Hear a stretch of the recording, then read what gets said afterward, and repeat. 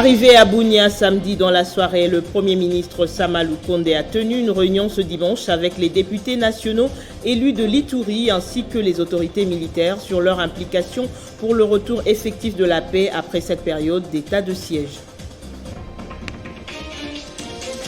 Ouverture du deuxième congrès du parti Lumumbiste unifié ce dimanche à Kinshasa sous le thème « La refondation et l'élévation dans la continuité nationaliste Lumumbiste ». Plus de 500 congressistes y prennent part. Le journal sur Télé 50, merci de nous y rejoindre. L'état de siège ne peut réussir sans un dialogue franc, constructif et une implication effective des leaders locaux.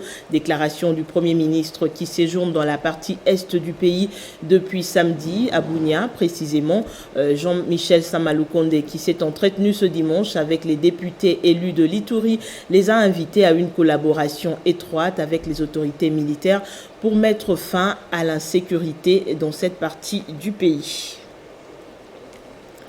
Le deuxième congrès du parti Lumumbiste unifié s'est ouvert ce dimanche 22 août à Kinshasa. 500 congressistes venus de toutes les provinces de la RDC prennent part à ces assises. La refondation et l'élévation dans la continuité nationaliste Lumumbiste, tel est le thème au menu de cette rencontre. Le deuxième congrès du parti Lumumbiste unifié s'est ouvert ce dimanche 22 août 2021 à Kinshasa. À l'ouverture de porte de l'espace Kagé situé dans la commune de Lumete, les militants et congressistes venus de toutes les provinces de la République démocratique du Congo ont envahi la salle préparée pour accueillir ces assises au son de chants de triomphe. Dans son discours d'ouverture, le secrétaire permanent du parti Godefroid Mayobo a laissé entendre que ces congrès coïncident avec la création officielle du parti le 22 août 1964. À cette occasion, il a remercié le chef de l'État Félix Tshisekedi pour son soutien déterminant pour la tenue de cette rencontre. À l'occasion de la tenue de ce deuxième congrès de notre parti local, c'est ici le moment de remercier au nom du parti Lumumbiste unifié de manière solennelle et appuyée, son Excellence, Monsieur le Président de la République, Monsieur Félix Antoine Tshisekedi, d'un des grands clans politiques dans notre grand village, le Congo, nous a apporté un soutien déterminant. Après 57 ans d'existence, le Palou a placé ses deuxièmes congrès de son histoire sous le thème de la refondation et l'élévation dans la continuité nationaliste Lumumbiste. Il n'est pas destiné à défier qui que ce soit. Il est seulement là pour rassembler les militants et militantes du Palou, notre cher grand frère. Lancé ce dimanche, les travaux de cette grande messe du Palou prendront plus ou moins 7 jours et aboutiront à l'élection d'un nouveau secrétaire permanent. Désignation des membres de la CENI, les CC invite l'Assemblée nationale à ne pas considérer les PV déposés le mercredi par le groupe de 6 confessions religieuses. Pour elle, l'Assemblée nationale devrait être prudente face à la crise institutionnelle qui s'annonce. Les 2 grandes confessions religieuses espèrent toujours en l'arbitrage du chef de l'État. Jusqu'où comptent aller les confessions religieuses quand on sait que, selon la loi, ils doivent choisir le président de la Commission électorale nationale indépendante par consensus et à défaut par vote? Où serait la place du prophétique dans le choix de l'oiseau rare de la CENI alors que tous les yeux sont rivés sur les hommes d'église qui doivent éclairer le peuple congolais dans leur choix? Il n'y a qu'un seul Dieu. Et c'est la valeur que nous partageons tous. Parce qu'il n'y a qu'un seul Dieu, nous faisons confiance à ces dieux unanimement. Et surtout, il faudrait évoluer. Que ici, Dieu n'est pas contre le devoir civique. Quant au devoir civique, on n'a pas forcément besoin de recourir à Dieu. Bien qu'ils crient à corps et à cri qu'ils sont unis, le temps nous a dit autre chose que des divergences. La fragmentation de la plateforme des chefs religieux n'est plus à démontrer. Ceci suite au manque de consensus sur la désignation du remplaçant de Corneille Nangaa, qui à ce jour est loin d'être trouvé. pour la recherche d'une alternative pouvant mettre fin à la crise. Dodo Kamba, qui fait d'office porte-parole du G6, n'est pas allé sous le dos de la cuillère pour dire que la Senko et l'SCC travailleraient pour la Mouka. Et nous pensons que de ce que nous avons fait, ça a été le respect ou l'application de notre charte, à moins que les autres nous prouvent le contraire. Mais ils le savent et nous ne sommes pas divisés. La population de son côté voudrait savoir si le prophète Dodo Kamba n'a pas eu une orientation divine pour décanter la situation. Le pasteur Moudoudou, Cheikh Abdallah, respectivement représentants de l'église kimbanguiste islamique, n'ont plus reçu de leur prophète Simon Kimbangwe Mahomet et Abbé Donatien Cholet n'a-t-il rien eu de la Vierge Marie? Faut-il continuer à faire confiance aux confessions religieuses? S'interrogent certains observateurs. Ou est-ce un théâtre de chez nous qui préparerait un glissement? Qui vivra verra. Pendant ce temps, le chef spirituel et représentant légal de l'église kimbanguiste, sa divinité Simon Kimbangu Kiangani, lors de son adresse traditionnelle de ce dimanche 22 août devant les fidèles du monde entier, a annoncé Denis Kadima comme candidat officiel de l'église kimbanguiste à la tête de la CENI en présence de la ministre gabonaise du Travail qui séjourne en Kamba, siège international de l'église kimbanguiste.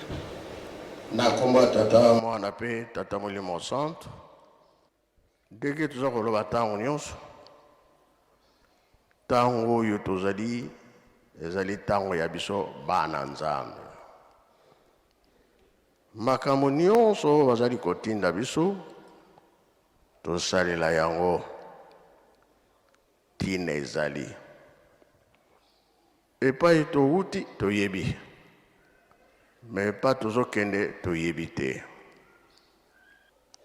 Biso bakimbangiste, CENI asengaki biso candidat, topesaka Papa Denis Kadima. Biso nyonso bakimbangiste toyokanaki, topesaki kombo wana Papa Kadima, candidat biso kuna na CENI. Pona nini mbala liboso tomona likambo boye basengi biso, biso pe to sepelaki na yango. Yango topesaki kombo wana Papa Kadima. Tozali sûr que mokili mobimba bozali kolanda biso na likambo oyo ya CENI, candidat na biso Papa Kadima topesaki kombo. O mukenza mba pesi biso yango wana tosilisi na kombo tata mwana pe tata molimo santo. Amen.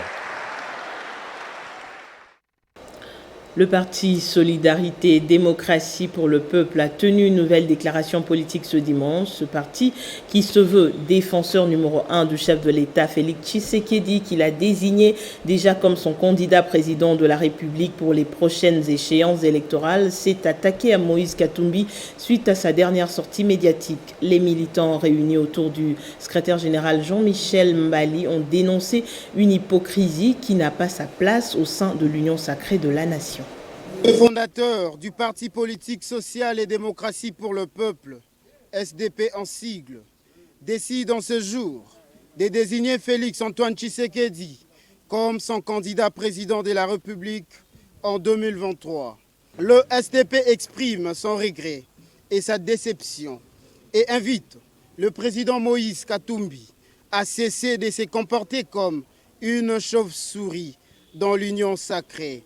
Point n'est besoin de rappeler à Moïse Katumbi que l'escroquerie politique qu'il évoque tire son origine depuis Genève, lorsque le président Moïse Katumbi et les siens ont voulu enterrer vivant Félix Antoine Tshisekedi et sa formation politique en portant consciemment leur choix sur un candidat poids-mouche n'ayant ni base ni assise politique.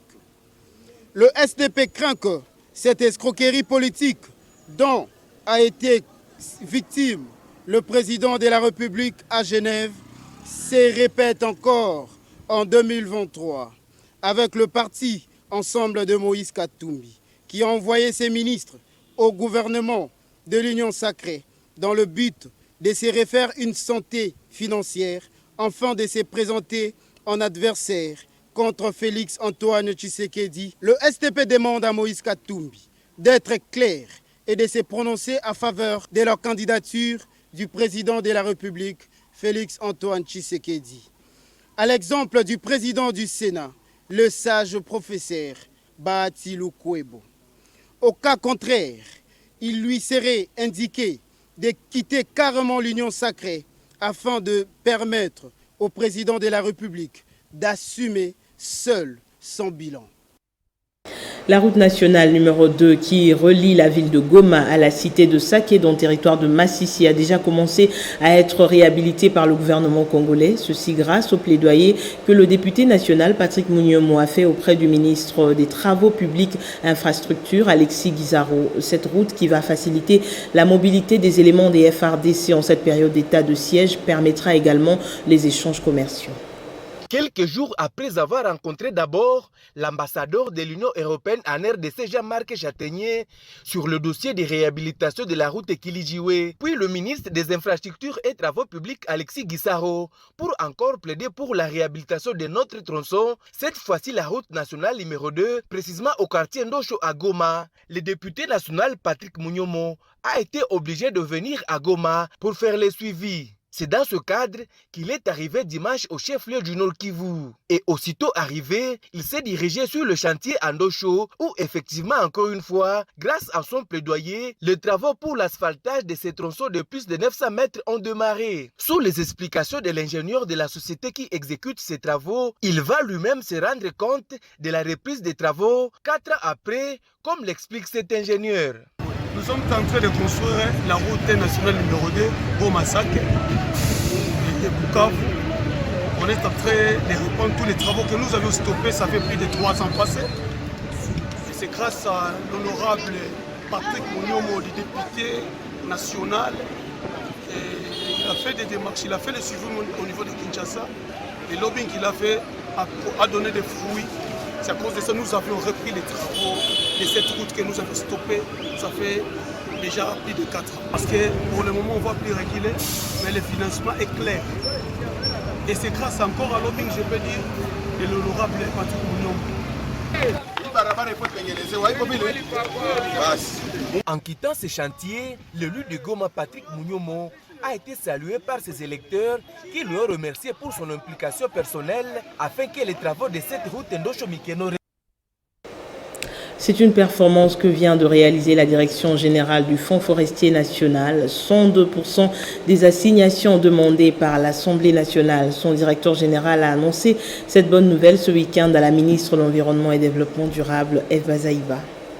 C'est un pari gagné pour Honoré Moulumba Kalala, le directeur général du Fonds forestier national et toute son équipe sous l'impulsion de la vice-premier ministre Eve Bazaïba. En 7 mois seulement, ils ont réalisé 102% des assignations. Une performance aurait tombé positive directe en termes des recettes de l'État. Mais quelle a été la formule utilisée pour en arriver là? Il faut un managérial important, une capacité de manager qui vous permette de traquer, si vous voulez, ce qui doivent au fonds forestier. Nous avons tout simplement changé quelques animateurs au niveau du Grand Katanga, au niveau de la ville-province de Kinshasa, pour que ceux qui doivent payer, payent. Et nous avons traqué, ils ont payé. Voilà, donc nous sommes à 102%.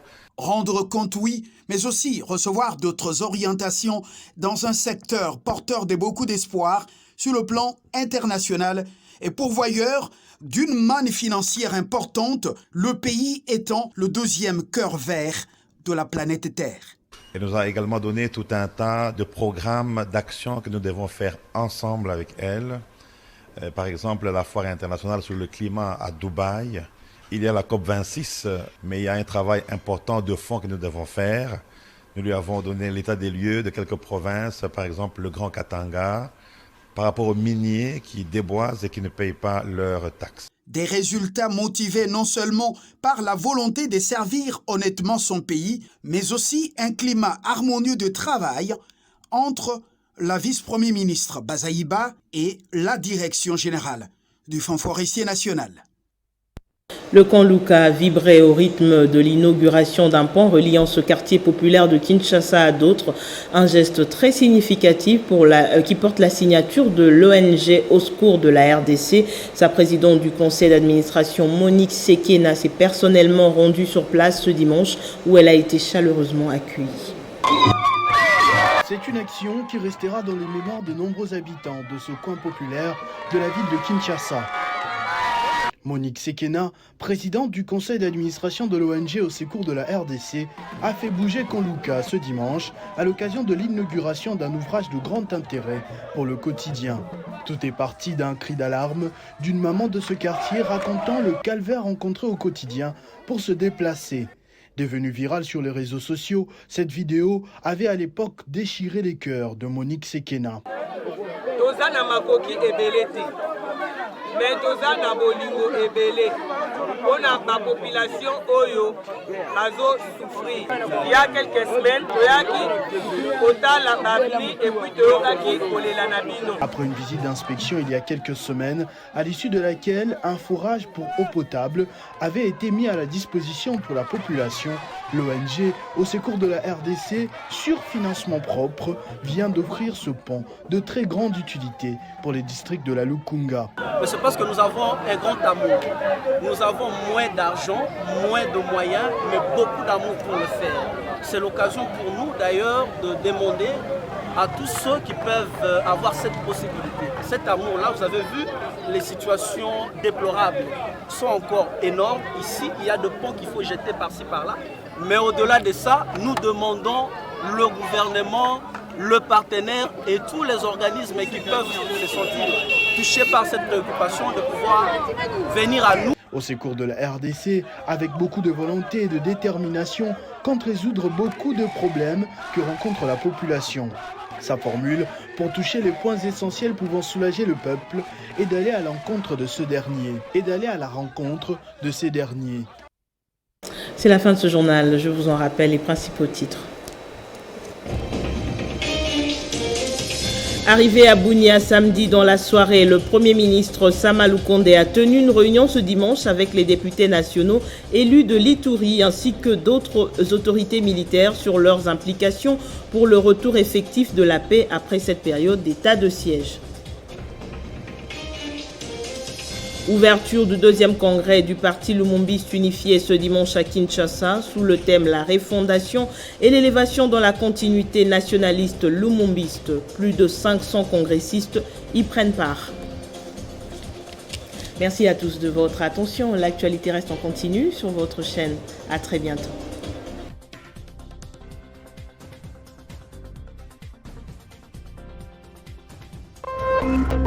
Téléchargez les infos Télé 50 sur www.tele50.cd.